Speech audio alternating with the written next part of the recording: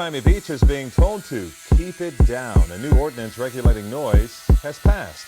Miami Beach police are warning drivers to turn down the loud music or they could wind up behind bars. Think cars with thumping subwoofers and ear-splitting music are out of control now? Just wait. We're going to afford violators, in fairness, one warning. After that, they will be arrested. Sonic Insurgency Research Group. Sonic Insurgency Research Group. Sonic Insurgency Research Group. Or SIRG for short. What we are interested in is the way that insurgent sound practices get utilized in the world. We think a lot about the way that sound is associated as a site of resistance. How many of y'all are unemployed right now? You're not going to take our plane and make it a We'll record that initial encounter. We like to think about the ways in which what constitutes noise and what constitutes sound can be determined not just by social constructs or social norms, but also by the state, by those vested with power and authority. Someone gets to say what is or isn't acceptable in the sonic world, whether they're elected officials or they're developers or they're corporations. And that's one of the things that we are particularly interested in, right? Because what we find is that those who are further away from those locus of power are often those who bear the brunt of those decisions. I hope that viewers sort of question their own position. Their own position in relation to calling the police on people for being loud. What it means to move into a neighborhood as a white person, you know, like me, and then expect silence, the mandate of silence from whiteness, and without any sort of understanding of the culture that is already happening there, and what that just because we constructed the law, that doesn't mean that that's actually a great framework for society to operate within, right? Why didn't you do anything beforehand?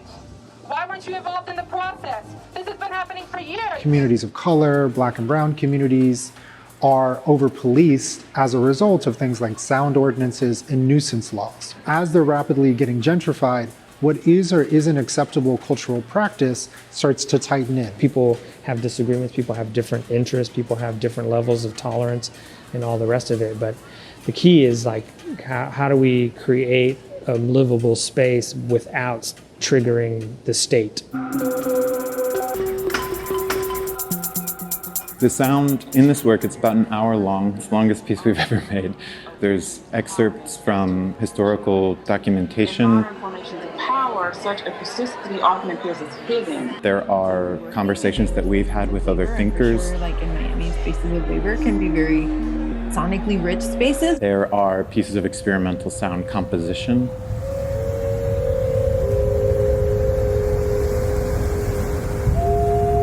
All of those things are sort of woven together in a way that is really, I think, particular to our practice. It's almost like a sonic essay in a way.